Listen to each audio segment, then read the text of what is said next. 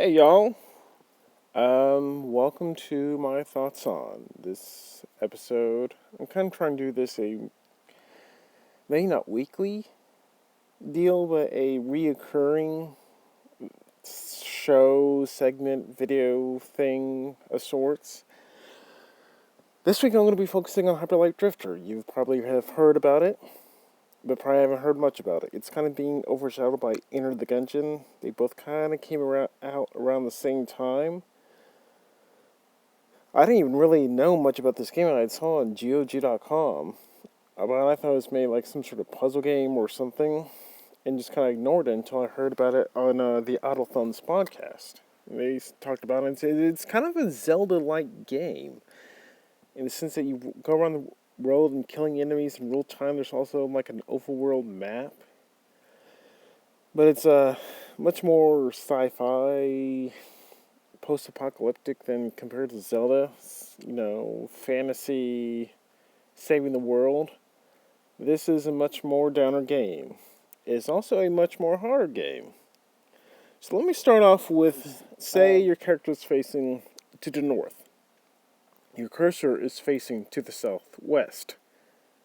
You will streak, you will shoot, you will attack to the southwest no matter what direction your character is facing. So if your character is facing an enemy, but your cursor is not, you are not going to hit that enemy. Your cursor, at least for mouse and keyboard, must be facing your target. Of course, that also makes hassle because you also have to constantly be streaking out of the way because your enemies can easily, within a few shots, kill you. You have 5 bullets for your gun and 5 health bars. One enemy hit can easily take away 2 of your 5 health bars. So as you can see, 3 hits, you're dead. That's even worse than, say, like Mega Man. It's been a while since I played, but I think you can get like 4 or 5 or even 6 hits before you die. This game is half that. This game is overly difficult at times. It did seem a little easier to play and control with a controller using the analog sticks. If I remember right, it was pretty much all 5 had the same enemies. It feels like more you're trying to punish the player, trying to grind them into the ground. One stick, but it's been a while since I played it. I need to play it again with the controller, but it was easier, but still was a very difficult game. What games? Too difficult. Of Titan Souls, which I did a video of a long while back. Just some of the designs and some of the feels of it really reminds me of Titan Souls. For gameplay, you're doing this just to make things artificially difficult. I always try to heavily support indie games, and I much would rather, showcase more smaller indie games on this channel if they don't get a lot of views than just big name titles. I'll do the, occasional big titles to draw on some people, but I want these indie games to get love. I love indie games because a lot of times you can see the heart and soul and sweat these developers put into these games. The humor, the style, the look, the feel. And this, ladies and gentlemen, Hyperlight Drifter is one game that really showcases that all. There is so much uniqueness to it that you would never see from a big game studio. This game has no dialogue at all. The only written text you'll see is instructions on, kind of a tutorial to get you used to the controls of the game. Besides that, there is no dialogue. You'll see in the video I included a short, quote-unquote, conversation you can have with one NPC. It's all pictures.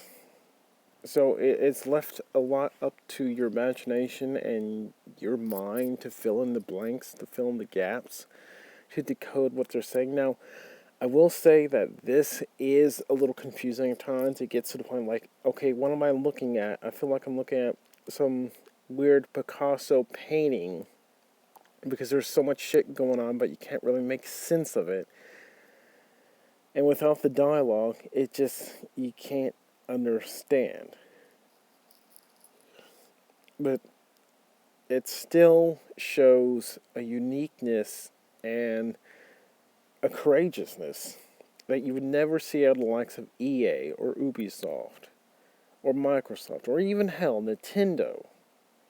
Nintendo would never even do something like this. This is why I love indie games. I'm sorry to get off into a rant about indie games here, but I feel it is necessary. I probably will do a whole video, I think I shall, on why I love and want to support indie games and indie developers more than anything else. And why I think they are the future of gaming. Of spamming of enemy ways and atrocious mouse and keyboard controls. It's a good game, and you should really certainly check it out. If you like Zelda, or kind of an action RPG in the vein of like Zelda, the classic Zelda, like Link to the Past and the original, then I would definitely suggest checking this game out. It is a good game. It's an excellent game. It's just stupidly difficult and does have some weird control issues. I'm not going to give a rating because this isn't a review. This is just my thoughts. Links to purchase it will be in the well, not the comments, in the description below. That's what I'm looking for. Good job. And I was just supporting the dev. It's a game worth getting, if it is hard. A gorgeous game to look at and gawk at. Also, a fucking amazing soundtrack to listen to. So that's all for now. Hope you enjoyed this video. Like, blah blah blah, and y'all have a good one.